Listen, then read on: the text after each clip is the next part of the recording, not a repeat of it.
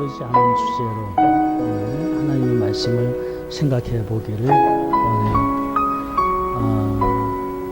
많은 사람들이, 대다수의 사람들이 잘 살기를 원하면서 잘 사는 방법을 모르는 것 같아요. 사업하는 사람이 누구든지 다 돈을 잘 벌기를 원하잖아요. 돈을 잘 벌기를 원하는데 실제로는 잘 버는 방법을 모르기 때문에 똑같은 사업을 하면서 어떤 사람은 성공하고 어떤 사람은 실패하는 거죠. 하는 방법을 모르기 때문에, 성공하는 방법을 모르기 때문에. 자녀를 기르는 사람들도 마찬가지예요. 참 자녀들이 참 제 실력으로 하나님의 도우심으로 부모의 도움 없이도 잘 자란 아이들도 간혹은 있어요. 간혹은 있는데, 근데 실제로 부모가 잘 기르기를 원하지만은 잘 기르는 방법을 모르기 때문에 잘못 기르는 경우도 얼마든지 있다. 그래서 이 세상은 원하는 대로만 되는 것은 아니다. 원하는 것을 이룰 수 있는 길을 찾고 그 길을 가는 것이 중요하다. 인간관계, 가정이나 교회나 자기가 소속한 공동체가 그 공동체에서 자기 역할이 악역이기를 원하는 사람은 아무도 없어요. 잘못된 일을 이루기를 원하는 사람은 아무도 없어요.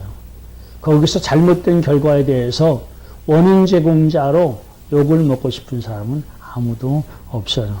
그러나 자기가 원하는 것과는 실제 상황은 반대일 수도 있어요. 그래서 끝나서 잘못했다고 가슴을 치고 이런 경우도 종종 있죠. 성경에 보면 이런 사람을 슬피 울며 이를 가임이 있으리라 이렇게 표현해요. 슬피 울며 이를 가임이 있으리라. 후회하는 모습을 그렇게 표현한 거죠. 후회하는 모습. 인생에서 우리가 어떤 결과를 놓고 후회할 수 있는 일은 얼마든지 있다. 우리는 이 세상에는 누구든지 어떤 사람이든지 홀로 존재할 수 없다는 것을 알아야 돼요. 홀로 존재할 수 없다는 것은 누군가 두 사람의 이상의 어떤 관계를 맺어야 하는데 이 관계에서 성공해야 된다. 먼저 이 세상에서 관계를 맺어야 할 대상이 누군가 생각해 볼 필요가 있죠. 첫째는 영적인 존재. 영적인 존재에서 내가 관심을 갖고 성공적인 관계를 맺어야 할 분이 누구냐? 그분은 말할 것도 없이 하나님이죠. 또 우리가 대적의 관계에서 승리해야 하는 영적인 존재도 있어요. 그건 뭐예요? 마귀라고 말하기도 하고 사단이라고 말하기도 해요. 사실 세상 살면서 어둠의 영, 그 세력을 잘 모르기 때문에 대적하지 못하고 당하면서, 공격을 당하면서 많은 피해를 보면서 그것이 자기를 공격하는 사단의 세력이라고 하는 것조차 모르면서 평생 고통 속에 사는 사람도 얼마든지 있다. 평생 실패를 당하는 사람도 얼마든지 있다. 그래서 우리는 어둠의 세력, 사단의 세력도 알아야 되고 그들의 공격도 알아야 되고 대처하는 방법도 알아야 되고 중요한 것은 대적해서 승리해야 되는 줄 믿으시기 바랍니다. 성경에 뭐라고 되어 있어요? 우는 사자와 같이 삼킬 자를 찾나니 이렇게 말하고 저를 대적하라. 저를 대적하라. 그래야 하면 피하리라. 할렐루야. 주님이 이렇게 약속해 주셨는 줄 믿으시기 바랍니다. 그렇다고 하면 우리가 어떻게 대적하는지를 알아야죠.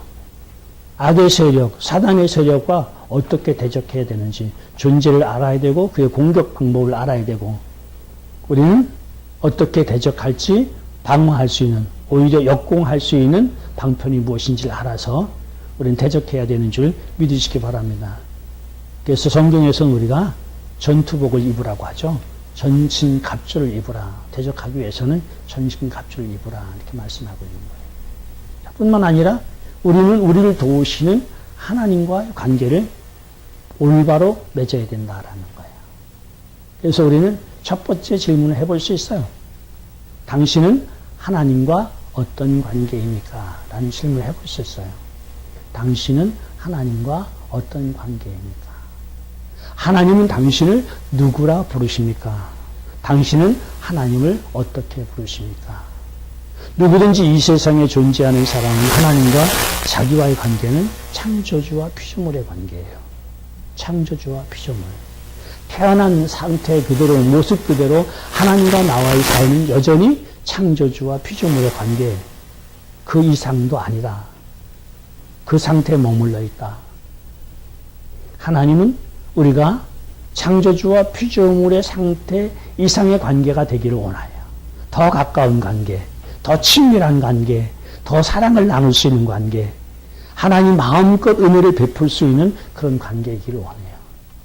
그런 관계는 어떤 관계예요? 양자의 영을 받아서 하나님과 내가 아버지와 자녀의 관계로 바뀐 상태. 그래서 내가 하나님을 아버지라 부를 수 있는, 더 나가서 그분은 선한 목자로 우리를 푸른 초장으로 인도하시기 위해서 이 땅에 오신 하나님. 그래서 그분을 뭐라고 부를 수 있어야 돼요? 선한 목자. 또 다른 말로는 주님이라고 부를 수 있어야 되는 줄 믿으시기 바랍니다. 실질적인 나의 주님. 나를 푸른 초장으로 인도하고 푸른 초장의 모든 것을, 모든 은혜를 누리게 하시는 주체이신 나의 주님, 실질적인 주님. 그런데 교회 안에서 보면 실제로 하나님을 주님이라고 부르면서 문제가 또 있어요. 주님이라고 부르는데 하나님과 나 사이에 누가 주장자가 되느냐, 누구의 주장대로 사느냐라는 거예요. 이것도 하나님과 나와의 관계를 생각해 볼 수 있는 중요한 포인트예요. 하나님과 나 사이. 내가 하나님을 주님이라고 부르면서 주님이라고 부르는 그 분과 나와의 관계에서 두 분 사이에서 누가 주장이 되느냐, 누구 주장이 강하냐, 누구 주장을 따라가느냐. 그런데 이 부분에서 많은 교인이, 많은 교회가 잘못되어 있는 부분이 있어요. 자기 주장, 자기 생각이 강하고 자기 생각을 굽히지 않고, 그래서 우리는 모든 생각과 모든 논리와 모든 비전과 정말 생각할 수 있는 모든 거예요. 할 수 있는 모든 거예요. 모든 것을 누구의 주장 아래 드려야 된다? 모든 것을 주님이라 부르는 하나님 주장 아래 두어야 된다. 그렇지 아니하고는 하나님과 나와는 주님과 종의 관계로 성립할 수 없다라는 거예요. 어떻게 내 주장이 주님의 주장보다 더 강하면서, 내 고집이 주님의 주장보다 더 강하면서 하나님을 나의 주님이라고 부를 수 있느냐고. 절대 종은 그럴 수 있는 것이 아니죠. 조건 없이. 그렇죠? 타협 없이. 무조건 그분의 주장이 나의 삶의 중심이 되어줘야 된다라는 거예요. 그래서 먼저 하나님과 나와의 관계는 어떤 관계인가? 또 다음에 하나님과 나와의 관계에서 생각해 볼 수 있는 것은 주님의 주장대로 산다고 생각하지만은 많은 사람들이, 많은 교회가, 많은 신자들이 나는 하나님의 뜻대로 살기를 원합니다. 그리고 하나님 뜻대로 살고 있습니다라고 말하지만은 정작 삶의 모습에서 보면 하나님 뜻이 아닌 경우도 많아요. 하나님의 뜻을 얼마나 올바로 이해했느냐가 중요해요. 하나님의 뜻을 얼마나 올바로 이해했느냐. 그것이 하나님의 뜻에 순종하는, 하나님의 뜻에 올바로 이해하지 못하고 오해한 상태에서 순종한다. 그건 순종이 아니에요. 제가 처음 은혜 받고 성경 공부할 때 목사님이 재미있는 예화를 말씀하셨어요. 이게 아마 남북이 갈라지기 전 이야기인 것 같아요. 평양에 양반집이 있었어요. 양반집이 있는데 서울에, 지금 서울인데 그때는 한양이라고 불렸죠. 한양에 뭔가 일을 시키기 위해서 하인 한 사람을 저녁에 불렀어요. 예, 내일 아침 일찍 너 한양에 다녀오거라. 그러니 오늘 일찍 자거라. 네, 그렇게 하겠습니다, 주인님. 이러고는 헤어졌는데 아침에 하인이 오지 않는 거예요. 기다렸어요. 아침 먹을 때도 오지 않는 거예요. 찾아봤더니 온데 간 데가 없어요. 은근히 화가 나기 시작해요. 오전, 점심 때도 오지 않아요. 오후에도 오지 않아요. 하루 종일 어디 갔는지 사라져버리고 말았어요. 아주 밤늦게 땀을 흘리면서 헐레벌떡 하인이 오는 거예요. 주인이 얼마나 화가 났겠어요. 세워놓고 야단을 치는 거예요. 오늘 한양을 갔다 오라고 했더니 하루 종일 어디 갔다 왔느냐고. 이렇게 말하기 시작하니까 하인이 얘기하기를 주인님의 말씀대로 제가 새벽에 일어나서 한양에 다녀오는 길입니다. 한양에 다녀오는 건 맞았지만은 주인의 뜻대로 갔다 온 거에 아니에요. 주인은 한양에 용무가 있었던 거잖아요. 뭔가 볼 일이 있었던 거잖아요. 그 일을 하라고 한양에 보내는 것이 단지 하인들을 한양에 갔다 오는 그것을 시킨 것이 아니란 말이에요. 그러니까 하인은 뭐였어요? 자, 이런 하인을 충실하다라고 말할 수 있을까요? 이런 하인이 충실한 하인일까요? 절대로 충실한 하인이 아니에요. 이런 하인을 뭐라고 말해요? 어리석은 하인이다. 어리석은 하인이다. 충실하다, 어리석다의 차이는 뭐예요? 주인의 뜻을 온전히 알아서 주인의 뜻대로 일을 처리한 사람. 주인의 뜻을 온전히 알아서 주인의 뜻대로 가는 사람이 충실한 사람이 지혜로운 사람이지. 자기 생각으로 갔다 오라고 했다고 갔다 오는 그 사건만으로 충실했다? 갔다 오는 것은 순종이었는지 모르지만은 지혜로운 것은 아니었어요. 어리석은 거였어요. 정작 주인의 뜻을 몰랐던 거야. 이런 교회가 있을까요? 없을까요? 이런 목회가 있을까요? 없을까요? 이런 성도가 있을까요? 없을까요? 많아요. 생각보다 많아요. 생각보다 많아요. 그래서 하나님과 나와의 관계, 하나님은 나의 주님으로서 내가 절대적으로 순종해야 할 뿐이지만 순종의 조건이 뭐다? 하나님의 뜻을 바로 아는 데 있다. 아멘. 하나님의 뜻을 바로 아는 데 있다. 자, 그렇다고 하면 이 시대에 우리는 알아야 할 하나님의 뜻이 뭐냐? 하나님은 농부와 같다고 하셨잖아요. 농부의 계획이 있어요. 봄의 계획이 있고 여름의 계획이 있고 가을의 계획이 있어요. 가을에 농부의 봄의 계획을 알고 봄의 계획대로 가면 안 되잖아요. 가을에 이제 농부가 한 일꾼을 뽑아왔어요. 일꾼을 뽑아와서 일을 시켜요. 너 이제 들에 가서 일을 해라. 근데 가을인데 농부는 이 일꾼은 봄의 일을 생각해요. 그래서 씨앗을 뿌리겠다고 논에 가서 밭에 가서 다 갈아엎고 씨를 뿌리고 있어요. 이거 주인에게 맞아 죽어야죠. 그렇죠?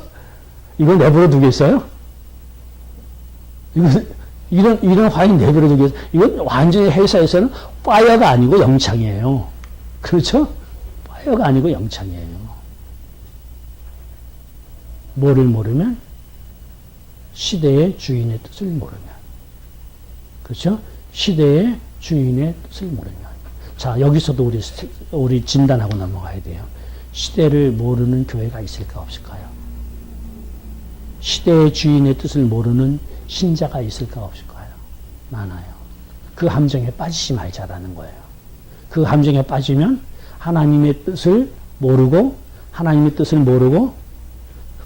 순종한다고 자기는 생각하지만 불순종하는 사람. 순종한다고 생각하지만 불순종하는 사람. 하나님의 일을 이룬다고 생각하지만은 하나님의 일을 망가뜨린 사람들이 돼버리고 말아요. 대표적인 경우가 누구였어요? 예수님 당시에 제사장, 서기관, 바리새인이었다. 이들은 하나님께 충실한 사람이었어요? 아니었어요? 아니었어요. 오늘의 논리대로 말하면 어리석은 사람들이었어요. 자신들은 충실한 사람이라고 생각했어요? 안 했어요? 순종하는 사람이라고 생각했어요? 안 했어요? 열렬히 순종하는 사람. 열정을 다해서 하나님을 순종하는, 하나님을 따르는 사람들이라고 스스로는 생각했어요. 그런데 시대를 모르기 때문에, 시대의 하나님의 뜻을 몰랐기 때문에 하나님의 약속대로 오신 메시아를 십자가에 내어 죽이는, 십자가에 매달아 죽이는 주체가 돼버리고 말아요. 주인공들이 돼버리고 말아요. 가장 악한 역할을 감당하는 사람이 돼버리고 말아요. 하나님 가장 잘 섬기는 사람들이 하나님 섬긴다고 하면서 순종한다고 하면서 뭘 했다고요? 하나님의 일을 가장 방해하는, 하나님을 가장 힘들게 하는 그런 존재가 되어버리고 말았어요. 이것은요, 그 당시도 있었던 일이지만은 시대마다 하나님의 일을 알지 못하는 사람들은 전 시대의 일을 하게 되어 있고, 전 시대의 일을 하는 사람들은 새 시대의 일을 방해하게 되어 있다. 생각해 보세요. 가을에, 봄에 일을 하겠다고 다 키워놓은 작물을 다 뒤집어 엎고 씨를 새로 뿌린다고 하면 어떻게 이 사람이 좋은 일꾼이라고 말하겠느냐고. 결코 이 사람을 좋은 일꾼이라고 말할 수 없다라는 거예요. 오히려 이 사람은 악한 일꾼이고 차라리 일꾼이 안 되는 것이 좋은 일꾼이에요. 그렇죠? 오늘날 교회도 이런 교회인가? 오늘날 목회도 이런 목회인가? 오늘날 성도도 이런 성도인가 생각해 볼 필요가 있는 거예요. 자, 여기서 중심 포인트는 뭐예요? 중심 포인트는 뭐예요? 이 시대에 하나님의 뜻이 무엇이냐? 그것을 아는 사람은, 그리고 그대로 가는 사람은 지혜로운 사람이고 충성된 사람이고, 그것을 알지 못하고 다른 시대에 하나님의 뜻을 알고 순종하고 가는 사람은, 따라가는 사람은 오히려 일꾼이 되지 않은 것만 못한. 성경은 뭐라고 말해요? 내가 구원을 받고자 하나. 내가 구원을 받고자 하나. 너도 구원 받지 못할 뿐만 아니라 구원의 문을 막아서 다른 사람으로 하여금 구원받지 못하게 하는도다. 그런 사람은 악한 선생이고, 그래서 이런 사람들은 선생이 되려고 하지 말라고 성경은 그런 논조로 가르치고 있는 줄 믿으시기 바랍니다. 오직 예수님을 믿고 구원을 얻으라 하는 이 복음이 언제 완전히 계시되게 돼? 그것은 신약시대가 시작되면서부터예요. 구약적으로 가르치는 사람들은 어쩌면 정성스럽게 성전에 가서 정성스럽게 회당에 가서 제물을 드리면, 예물을 드리면 하나님은 그것을 어여삐 여겨서 구원하신다라고 믿었을 수 있어요.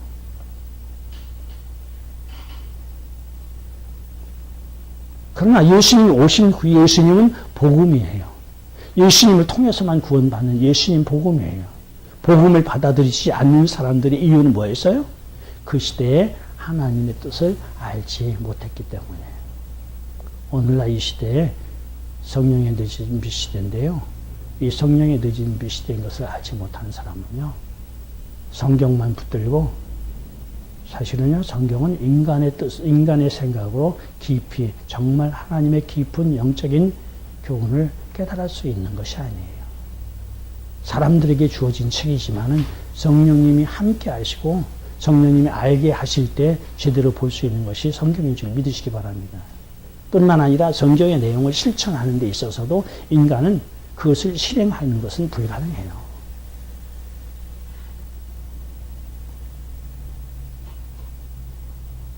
예수님이 잡히실 때 베드로와 오순절 후에 베드로의 차이를 보세요.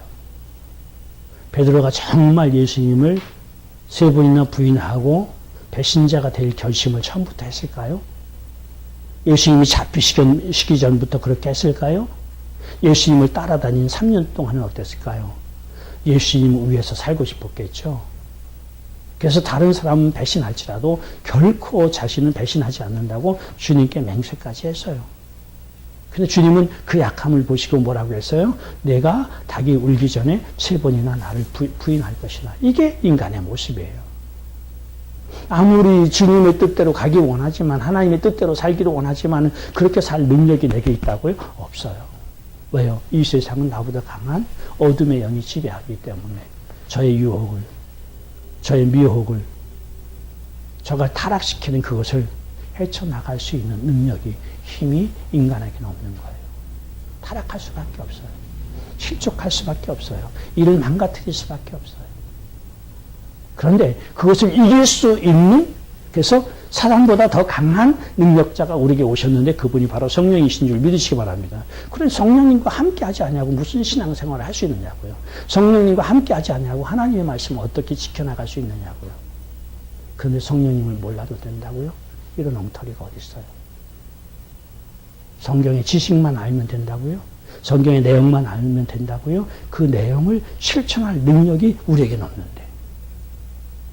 성령은 우리에게 절대적인 분이고, 성령은 꼭 우리를 인도해 주셔야 되고, 성령님께 맡기고 성령님의 도우심을 받아 살아갈 때 비로소 우리는 주님이 주신 명령도 준행할 수 있는 줄 믿으시기 바랍니다. 이 시대가 그런 시대라는 거예요.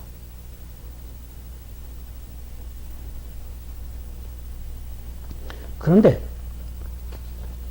이 시대가 그런 것인 줄 알고 우리는 이 세상에서는 하나님과 나와의 관계도 있지만 우리는 인간과 인간의 관계도 있는 거예요. 근데 인간과 인간의 관계를 둘러볼 수가 있는데, 첫째는 내가 알지 못하는 사람들, 그러니까 사역의 대상으로서의 인간. 두 번째는 사역의 동력자로서의 인간. 동력자라고 하면 우리가 한 공동체 안에서 협력하면서 사역을 같이 하는 사람들을 동력자라고 말할 수 있겠죠. 한 가정에서 한 목표를 향해서 가고 있는 한 가족을 말할 수도 있고요. 그렇죠? 우리는 크리스찬 공동체를 이루고 있기 때문에, 또 하나님을 섬기는 사람들이기 때문에 우리에게 무엇보다 더 중요한 공동체는 교회 공동체일 거예요. 사역 공동체예요.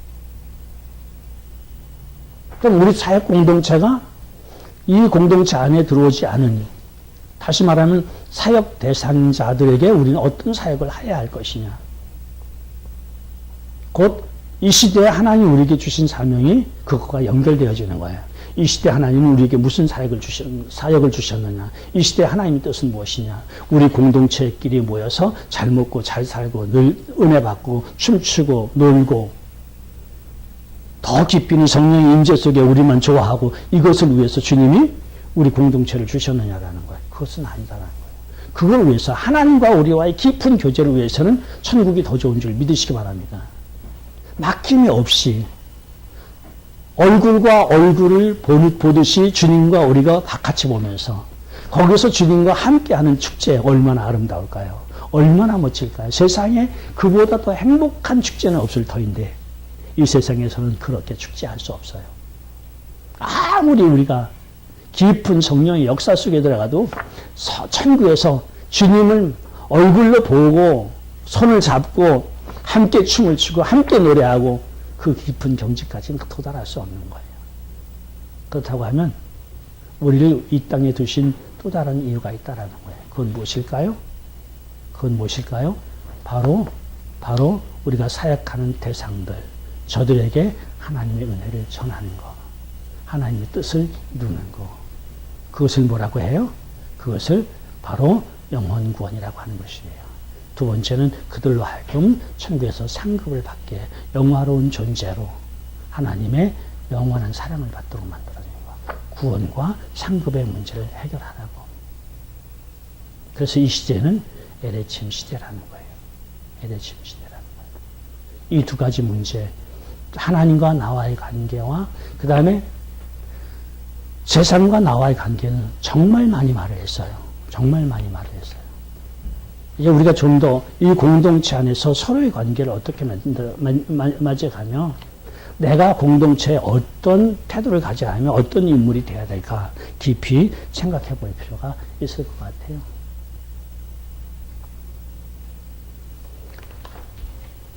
한 사역을 위해서 맺어진 공동체는 동력자의 관계예요. 동력자의 관계. 동력자, 함께 일을 하는 동력자의 관계. 그러면 이상이 같은 거예요. 시대의 하나님의 뜻을 알고 하나님의 뜻을 알 뿐만 아니라 방법도 같은 거예요. 방법도 같은 거예요. 여러분, 삼국지 참 좋아해서 저는 여러 번 읽었어요. 삼국지를 좋아해서 아주 여러 번 읽었는데 거기서 배우는 바가 참 많아요. 특히 어떤 비전을 갖고 이런 사람들 많이 읽어야 할 책 중에 하나가 삼국지인 것 같은데요. 재미도 있어요.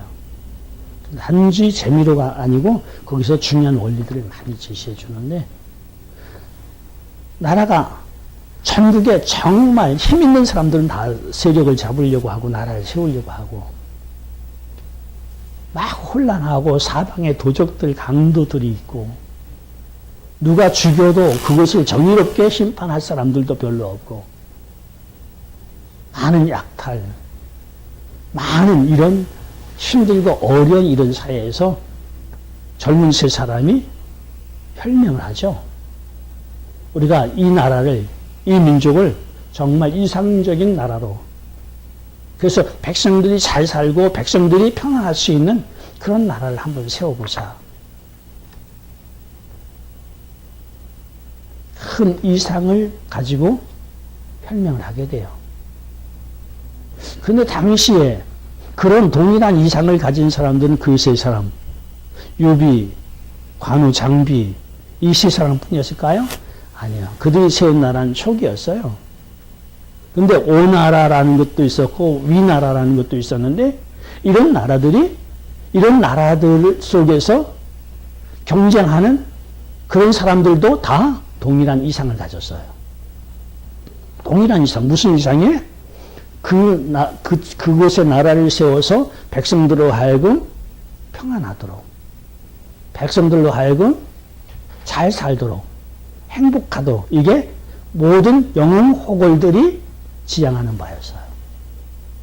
그런데 묘하게 서로 영웅 호걸들이 싸우며 죽이며 상대방들을 패망시키려고 노력해요. 이게 참 아이러니예요. 이상이 같으면 하나가 될 수 있어야 되잖아요. 이상이 같으면 한 마음이 되고 힘을 합해서 그럼 쉽게 이상을 이룰 것 같잖아요. 근데 이상이 같은데 어떻게 이렇게 서로 그렇게 심각하게 죽이며 패망시키려고 그렇게 싸우느냐라는 거예요. 원인이 뭘까요? 원인이 뭘까요? 방법이 다르기 때문이에요. 이상을 실천하는 방법이 달라요. 우리는 우리가 나라를 이루어야 되고 저쪽은 저쪽의 나라를 이루어야 되고 저쪽에서는 저쪽의 나라를 이루어야 되고 서로 방법이 다르기 때문에 자기 방법을 주장하다 보니까 부딪히는 거예요. 부딪히니까 내 방법만이 옳으니까 저 방법을 죽여야 되는 거예요. 저 방법을 주장하는 사람을 죽여야 되는 거예요. 이래서 이상은 같지만 경쟁 관계가 생기는 것이고요. 경쟁이 심하면 상대방을 죽이기도 해요. 여러분, 교회는요, 거의 이상은 같아요. 하나님을 잘 섬기자. 하나님의 뜻을 이루기를 원해요. 물론 시대에 하나님의 뜻을 모르는 교회는 많다라는 거예요. 시대에 하나님의 뜻을 아는 교회보다 모르는 교회가 더 많다. 그런데 영원 구원이라고 하는 이 귀한 사역을 임명받아서 사도행전 1장 8절 같이 우리 LH 중심 버전이잖아요. 중심 구절이잖아요. 성령이 내게 임하시면 권능을 받고 이 문제는 꼭 우리가 해결해야 되는 거예요. 다 성령 받아야 되고요. 다 능력자가 돼야 되는 거예요. 그러니까 어드밴스가 있는 거고 어드밴스 레벨 2가 있는 거고 뭘 다루져요? 능력을 다루고 은사를 다루고 사명을 다루고 어떻게 풍성하게 제대로 올바로 열매를 맺는 일꾼이 되고 파송할 것이냐 이 문제를 다루잖아요. 그래서 성령을 받고 권능을 받게 하는 일은 교회가 꼭 해야 하는 일인 줄 믿으시기 바랍니다. 그래서 성령이 내게 임하시면 권능을 받고 예루살렘과 온 유대와 사마리아와 땅끝까지 이르러 내 증인이 되리라. 이것보다 더 큰 명령이 우리에게 있어요? 없어요? 없어요. 그래서 우리는 이것에 전심전력하고 이것에 목숨 걸고 나가는 것이다 라는 거예요. 그런데 사도행전 1장 8절이나 마태복음 28장 19절 20절 너희는 가서 모든 족속을 제자로 삼아 지상명령이라고 하는 이 구절을 모토로 하는 교회가 우리뿐이겠느냐고요. 그런 공동체가 우리뿐이겠느냐라고요. 아니에요. 많은 교회가 주님이 선교의 명령을 주셨습니다. 선교하려고 할 거예요. 선교서 파송하려고 노력하고 영혼 구원하려고 노력하고 전도 집회하고 초청 집회하고 그런데 왜 이상은 같은데 하나가 되지 못해요? 그것은 방편이 달라요. 방편이 달라요. 방편이 다르기 때문에 서로 경쟁 관계예요. 교회가 서로 경쟁하는 것은 어쩔 수 없어요. 방편이 다르기 때문에 공동체가 달라서 가는 길이 다르기 때문에 선의 경쟁을 하면 참 좋죠. 그러나 경쟁이 심하다 보면 뭐까지 돼요? 삼국지 사건도 일어나는 거예요. 자, 그런데요. 같은 공동체 안에서 같이 주님을 섬기는 사람들, 이상도 같고, 그리고 방편도 같잖아요. 같은 공동체에 있는데. 같이 섬기는데, 그 섬기려고 들어와서 헌신하고 있는데, 의외로 공동체나 다른 사람을 힘들게 어렵게 하는 경우가 종종 있어요. 많이 봐요. 이번에 한국 가서도 느끼고 본 게 그거였어요. 이번엔 특히 목사님들하고 교제가 많았잖아요. 목사님들하고 교제 많고. 그러니까 목사님들은 그래도 교회 탑 지도자들이잖아요. 그렇죠? 탑 지도자들.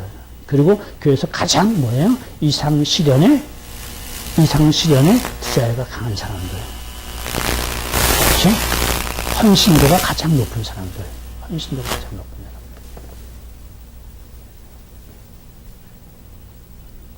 그래서 그들과 계속 접촉하다 보니까 사모님들과도 같이 접촉을 많이 했어요. 사모님들과도 같이 많이 접촉하는데, 자, 목사님, 사모님, 그 교회에서 교회가 잘 되기를 제일 원하는 사람들이에요. 그렇죠? 목사님, 사모님, 그 교회에서 제일 원하는 사람들이잖아요. 가만히 사모님들 보니까 원하는데 결과는 반대쪽으로 가고 있어요. 쉽게 목사님 설교가 끝난 다음에 잘못한 걸 지적한다라는 거예요. 아, 요거 문제인 겁니다. 요 태도가 문제인 겁니다. 사모가 뭘 해서 목사님 설교를 비평을 해.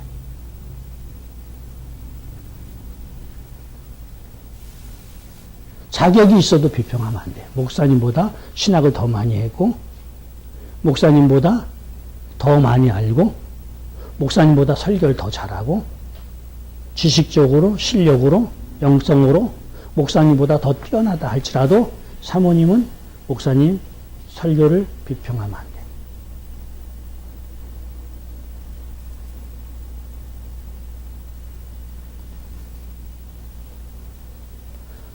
비평한다는 얘기는 잘못을 지적하는 건데, 내 설교를 지적하기 위해서 누군가 앉아있다라고 할 때 설교가 제대로 될까? 저는 그럼 설교 못해요. 내 설교를 비평하기 위해서, 잘못을 캐기 위해서 사람들이 앉아있다고 하면 저 설교 못해요. 그래서 신학교 다니면서 제일 점수가 나빴던 게 설교예요. 설교하기. 설교할 수가 없어. 이 사람들 다 연필 들고 잘하나 못하나 이거 하려고 앉아있는데, 은혜 받으려고 앉아있는 게 아니고 비평하려고 잘못을 캐려고 앉아있는데 거기다 무슨 말을 하겠어요. 난 설교가 안 되더라고요.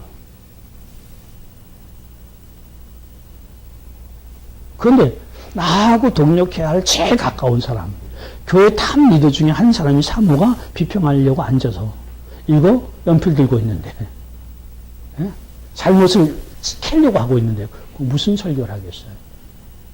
거기에 장로님이 그러지, 집사님이 그러지, 설교판 깨는 거예요. 설교판 깨는 거예요. 설교는 어느 때 발전하냐면, 은혜 받는 사람이 많을 때, 내 설교를 들으면서 신나는 사람들이 많을 때, 내 설교를 듣고 좋은 반응이 많을 때, 막 사방에서 아멘 소리 나오고, 우리 죽전교회에서 예배 드리면 아멘 소리 크게 하는 사람이 있죠. 저는 얼마나 좋은지 몰라요. 비평하지 마세요. 그게 좋은 거예요. 그게 신이 나는 거예요. 설교를 신이 나게 만들어줘야죠. 해볼만 나게 만들어줘야죠. 그 기분조차 뺏어버리고 그 설교 맛을 다 뺏어가라 버리면 무슨 설교를 하게. 그거만 하나요? 모이는 사람들이 많은 자리에서 자기 남편 목사에 대한 약점을 쉽게 얘기를 해버려. 이래서 못나서 저래서 못났고. 내 보기에는 정말 잘난 목사더구만.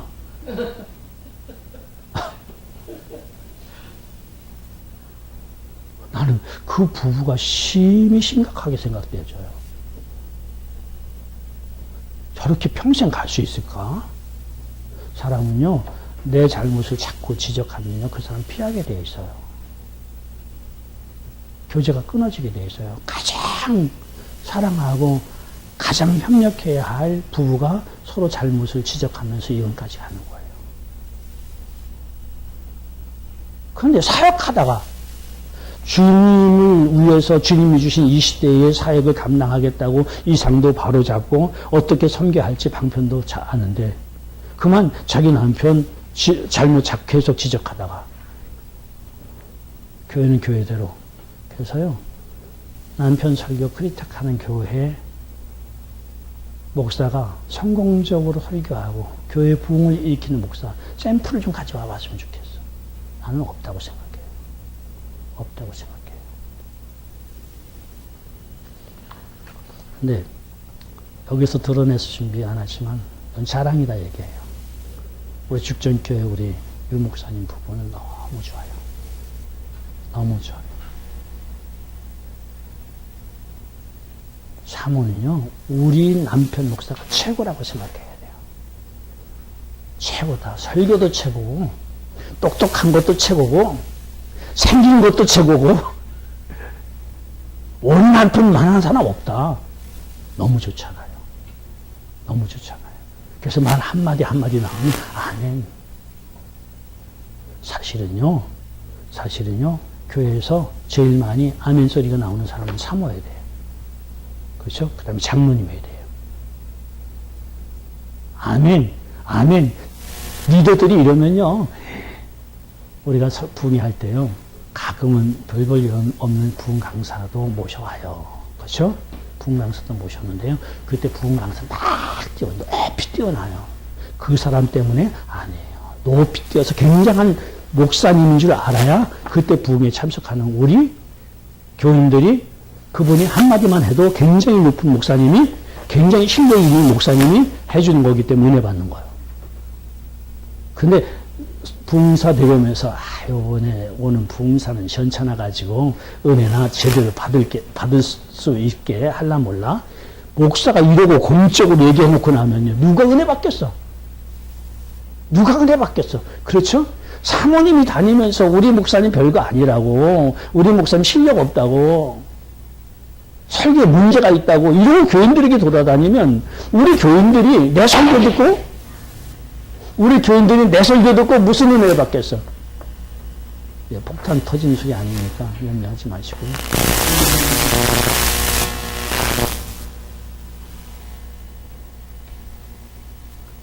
왜 이렇게 말을 해요?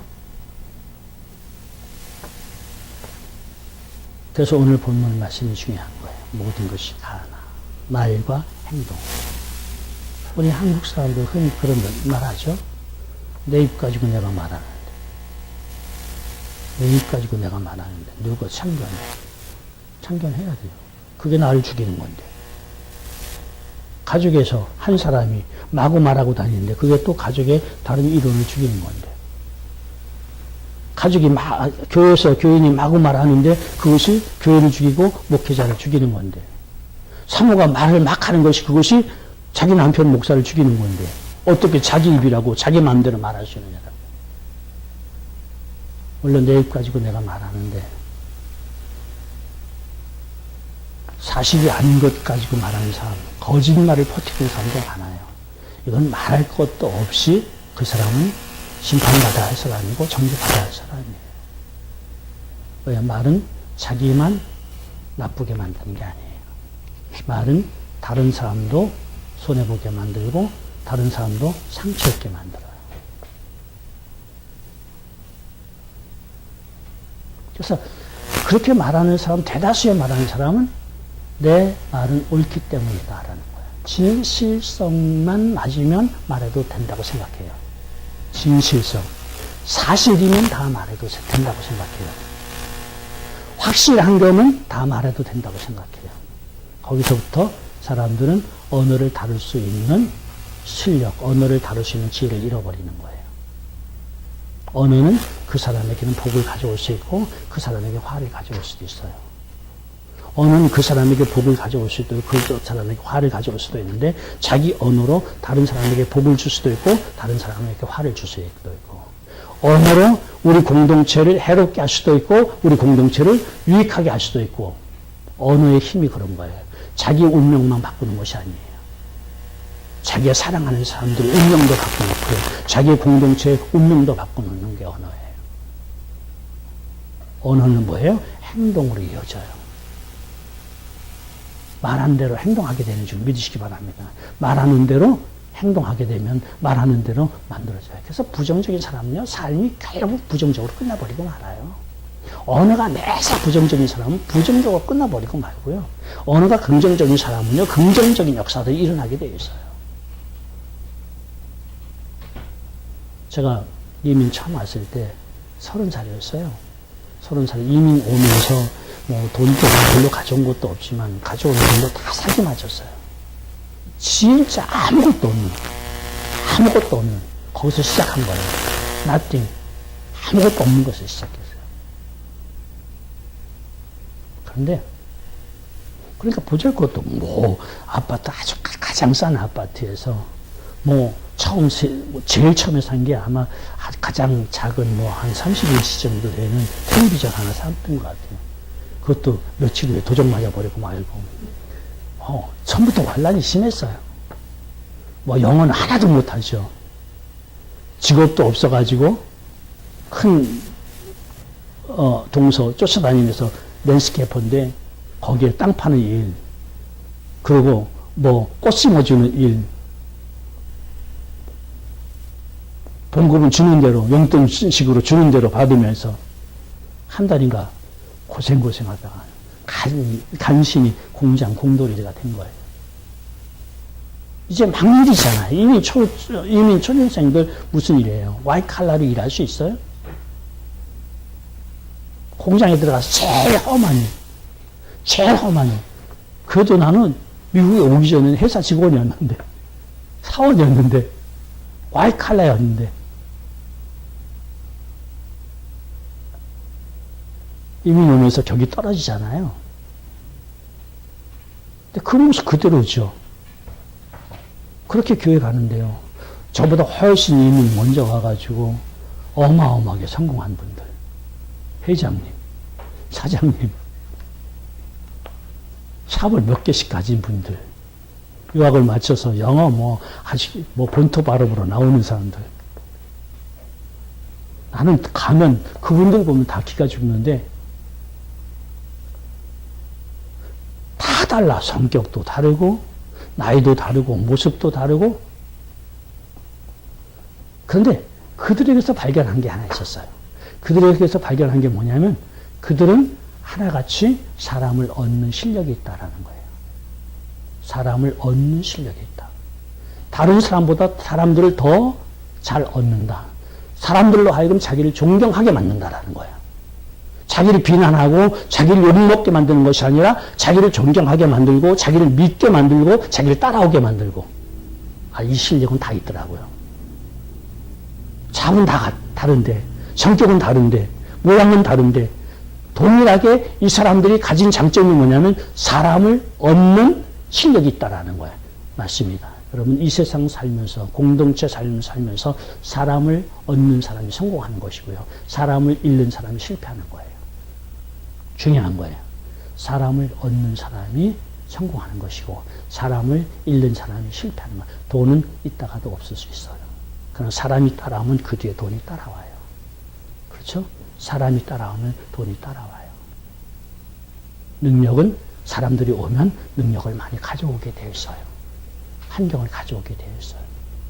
그래서 사람을 얻는 것은 무엇이냐? 사람을 얻는 것은 언어예요. 언어예요. 제가 그 교회에서 이제 은혜 받고 신학교를 다니게 됐어요. 신학교 다닌 지 얼마가 안 됐어요. 그런데 토요일 아침 남성교회 새벽기도, 특별 새벽기도였던 것 같아요. 헌신예배 겸 새벽기도였던 것 같아요. 그때 설교를 하게 부탁을 한 거예요.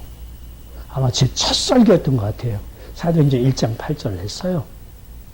첫 설교인데 신학교에서도 제일 떨어지는 게 설교학이었는데 얼마나 변변하게 했겠느냐고요. 정말 말줄번도 없을 때, 표현력도 없을 때, 문장력도 없을 때,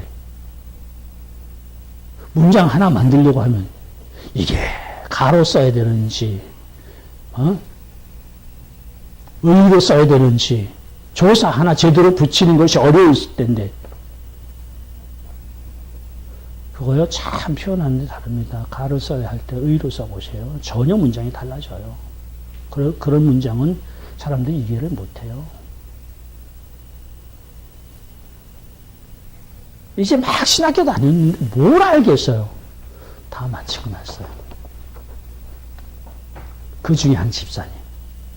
그렇게 기라섬 같은 분들, 성공한 분들 중에 한 집사님. 내게 오더니, 그때 집사, 유집사 악수에 다 악수라고 흔들더니, 역시 신학생은 달라. 뭐가 다른지, 어떻게 잘했는지 한마디도 없었어요. 그냥 한마디, 역시 신학생은 달라. 이게요, 30년이 지난, 35년이 지난 지금도 내 가슴에 쾅 하고 박혀있어요. 그리고 그 집사님, 나는 항상 따뜻한 분, 좋은 분, 너무 좋은 분, 믿을 만한 분, 이렇게 각인이 되었어요. 이게 사람을 얻는 거예요. 한마디, 역시 신학생은 달라. 칭찬이잖아요. 그 한마디로 평생 나는 그의 후원자가 되는 거예요. 그의 지지자가 되는 거예요. 그를 좋아하게 만들어버린 거예요. 이 사람을 이렇게 얻어나갈 때 어떻게 성공하지 않겠어요? 자, 이렇게 지혜롭게 말할 수 있는 그것은 무엇이다? 진실성의 문제를 가지고 얘기하는 게 아니에요. 진실하면 다 얘기할 수 있는 것이 아니에요. 모든 것이 가나, 그래서 모든 말을 다 할 수 있고 모든 행동을 다 할 수 있다? 아니에요. 거기서 진실하고 확실한 것은 다 말하고 행동할 수 있다? 아니에요. 우리의 언어의 선택의 기준은 진실성이 있지 않아요. 우리 언어의 선택은 결과예요. 결과를 보라는 거예요. 그 말의 결과를 보라는 거예요. 그래서 모든 것이 가나 다 유익한 것이 아니요, 모든 것이 가나 다 덕을 세우는 것이 아니니. 여기서 분명히 뭘 말하고 있어요? 내가 다 할 수 있다라는 거예요. 다 유익하지 않다라는 거예요. 내가 술 마실 수 있어요. 목사 돼서 술 마신다고 지옥 가겠어요? 내가 담배 필 수 있겠어요? 그러나 목사가 담배 피운다고 지옥 가겠어요? 그런데 왜 안 마시고 안 펴요? 내가 술 마시면, 내가 담배 피면, 나를 보는 성도들이 한 사람이라도 시험 들 거잖아. 그렇죠? 한 사람이라도 거기에 술을 좋아하는 사람이 있다고 하면 나 때문에 술 마시고 망가질 수도 있잖아. 그렇죠? 그런 것 때문에 안 하는 거예요. 그런 것 때문에 안 하는 거예요. 술을 마시거나 담배를 피거나 내 유익과는 상관이 없어요. 그거 한다고 해서 내가 성령을 떠나지 않아요. 하나님 떠나지 않아요. 사역을 그만두지 않아요. 그 결과가 뭐예요? 다른 사람이 유익하지 않기 때문에. 그래서 여기서 모든 것이 가나 유익한 것이 아니요, 모든 것이 가나 덕을 세우지 않는, 덕이 되지 않는 것이라고 말할 때, 여러분, 유익함과 덕을 세우는데 그 대상은 누구냐라는 거예요. 두 가지로 볼 수 있어요. 나냐, 너냐. 지금 내가 말을 하고 있는데, 이 말의 결과 나는 유익한데 저 사람에게는 유익하지 않아. 하지 말라는 거예요.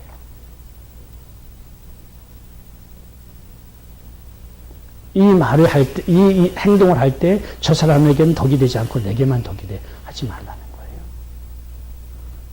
말이나 행동을 할 때 나보다는 저 사람이 유익할 때, 나보다는 저 사람에게 덕이 될 때 그 말을 하라는 거예요.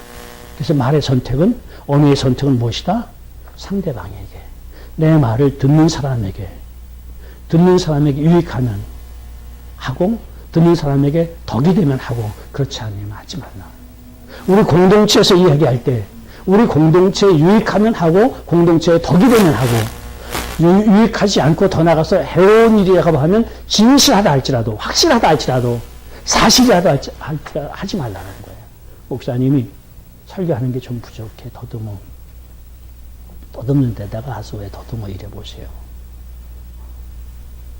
세상에 제가요, 구역장이었어요. 구역장. 처음에 은혜 받고 충실하니까 구역장을 시키는데 거기 구역은 두 사람이었어요. 그분 지금 내 구역장이었던 분 지금 장로되어 있었는데 구역장이 두 분이었어요. 두 사람이었어요. 근데 실제는 한 사람은 정구역장, 한 사람은 부구역장인데 제가 부구역장으로 있었던 거예요. 구역장으로 그분이 다 구역에 인도하고 가끔 뭐 나보고 설교 한 번 시키고 이래요. 그런데 한 구역에서 목사님 구역장하고 구역 예배 갔다 싸웠어요. 그래가지고 목사님 부당하니까 구역이 다 깨져버렸어요. 그 목사님 돌아가셨는데 다 깨져버렸어요. 며칠 후에 교회 갔더니 나보고 깨진 그 구역에 구역장이 되라는 거예요. 구역장까지 다 나가버렸어요. 목사님이 싸움을 일으켜놓고 스스로 나보고 하라는 거예요. 그래서 제가 갔어요. 그 구역에 갔어요. 구역을 가서 정말 성령의 역사로 수습이 잘 됐어요. 수습이 잘 돼서 사람들이 모여들기 시작하고 어느 구역보다도 사람들이 많이 모여들고 성령의 역사 정말 강하게 일어났어요. 막 환자들이 일어나고 막 뭐 천사들이 와서 예배 드리는데 돕고 그걸 보기도 하고 정말 대단했습니다. 그러니까 사람들이 얼마나 많이 모였는지 몰라요. 근데 제가요, 말이 어눌하잖아요. 말이 어눌해서 더듬더듬. 그것도 목사님, 그 문제를 일으켰던 그 목사님이 창간인으로 오신 거예요. 창간인으로 오셔가지고, 목사님, 이제 창간인은 와서 가만히 잘하나, 잘못하나 보고, 그 다음에 고칠 것이 뭔지, 그건 맞아요. 근데 그건 지혜롭게 해줘야 되는 거죠. 목사님이 왔으니까 처음 성경을 인도하는데 내가 얼마나 어렵겠어요. 웃사람에게는 좀 경직되는 그런 게 강해요. 웃사람을 보면 떠는 게 강해요. 배짱이 적어요. 신장이 작아요. 그래서 좀 부족한 데다가 말이 어눌한 데다가 떨고 이러면서 좀 그랬단 말이에요. 그 예배는 무난히 그렇게 잘 끝나고 이제 친교 시간이에요. 아마 다과를 나눴던 것 같은데 그때 목사님이 하니까 다 20여 명이 귀를 기울이잖아요. 근데 목사님이 내게 하는 말이 유집사, 네? 유집사는 평소에도 그렇게 떨며 말해? 세상에 자기가 다 깨트리는 구역에 내가 와서 다 일으켜 놓고 그나마 해볼만 하다고 하고 있는데 칭찬을 하지 못할 망정 많은 사람들 앞에 다른 사람들이 다 내 모습을 보고 내가 지금 망신스러워하고 있는데 그걸 한 번 더 거기서 끄집어내야 되는 거냐고. 정말 세상 같으면 한 번 들어서 집어 던졌어. 세상 같으면 한 번 집어서 들어 던졌어. 패대기 쳐버렸어. 업어치기 한 번 해버렸어.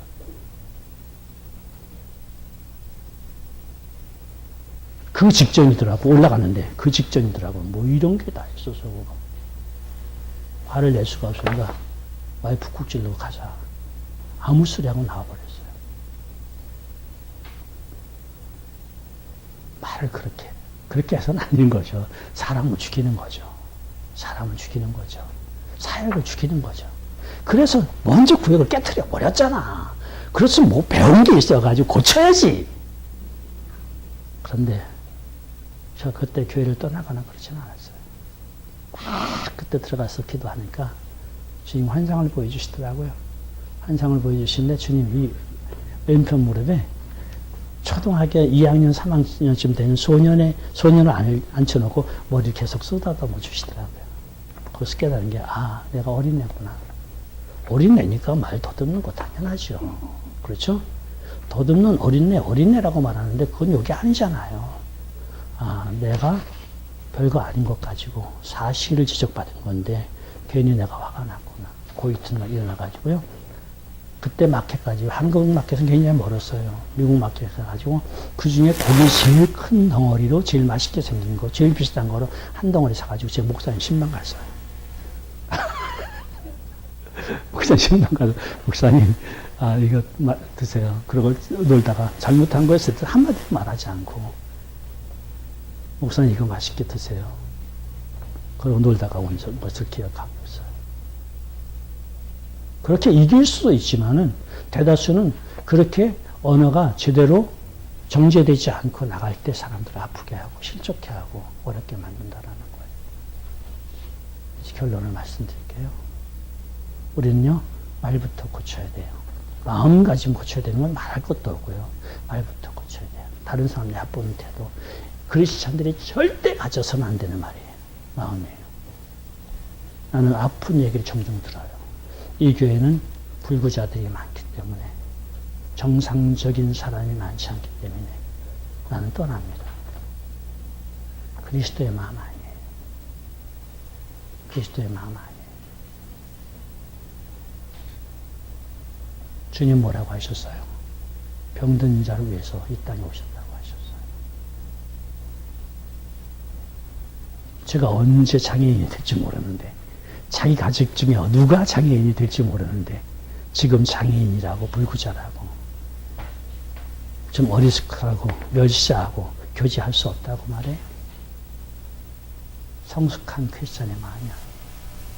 그것부터 빼지 않으면 그 사람 어디 가나 남을 멸시하는 마음으로 다른 사람 섬길 수가 없어요. 항상 성경의 교훈은 뭐예요? 남을 나보다 낮게 여기라. 남을 나보다 낮게 여기라. 높게 여기라는 말이에요. 이 마음을 가져야 될 줄 믿으시기 바랍니다. 두 번째는요, 우리 언어를 고쳐야 돼요. 언어를 고쳐야 돼요. 그래서 내가 내 입속에 말이 튀어나오기 전에 한번 정제하라. 이것이 과연 말이 나왔을 때 저 사람에게 유익할 것이냐, 유익하지 않을 것이냐. 저 사람에게 유익할 것이냐, 저 사람에게 덕이 될 것이냐, 덕이 되지 않을 것이냐. 유익하지 않으면, 덕이 되지 않으면 어떤 말이든지 삼켜버려라. 영원히 그 사람 입에서 나오지 않게 하라. 유익할 것이면 해라. 거짓말 하라는 건 아니에요. 항상 우리의 말은 사실에 입각해서 확실한 말을 해야 되는 줄 믿으시기 바랍니다. 우리 행동도 마찬가지예요. 우리 행동도 저 사람에게 유익할 것이냐. 그래서 우리의 언어에는 우리가 뱉어낸 언어에는 그래서 그것을 자갈을 먹인다라고 말하는 거예요. 뛰어다니는 말은 자갈 먹이긴 쉽다고 말해요. 그러나 우리의 입에서 나오는 보이지 않는 힘도 없는 것 같은 이 말은 자갈을 먹이기가 힘들다라는 거예요. 그런데 자갈을 먹여야 된다라는 거예요. 왜요? 너 자신을 위해서. 또 네가 사랑하는 사람을 위해서. 같은 이상을 가지고 합심하고 협력해서 나가 하나님의 뜻을 이루어야 할 공동체가 더 힘을 받고 더 열매를 잘 맺기 위해서는 네가 네 언어를 자갈을 먹이라는 거예요. 그래서 네 언어는 축복을 가져오는 능력이 있는 언어가 되게 하라는 거예요. 네 언어는 하나님이 나타나는 능력이 있는 언어가 되게 하라는 거예요. 이게 시작될 때 그 사람은 자기 자신을 복된 사람으로 만들고 성공자로 만들고 자기 주변의 사람들을 복받게 하고 자기 공동체가 주님의 뜻대로 아름답게 사역하게 하는 줄 믿으시기 바랍니다. 다른 사람 잘못 지적하지 말고 다른 사람 나쁘지 말고 다른 사람에게 해로운 말 하지 말고 다른 사람을 존중하고 유익한 말을 고르고 그래서 늘 생명과 복이 넘치는 말이 쏟아져 나오게 하는 것. 이것이 우리가 훈련받아야 할 부분이고 하나하나 그 퍼센티지가 많아질수록 우리는 주님 앞에 그만큼 헌신한 것인 줄 바랍니다. 우리 같이 통성을 한번 기도해요. 말씀 들은 대로 우리 주님 앞에 간절히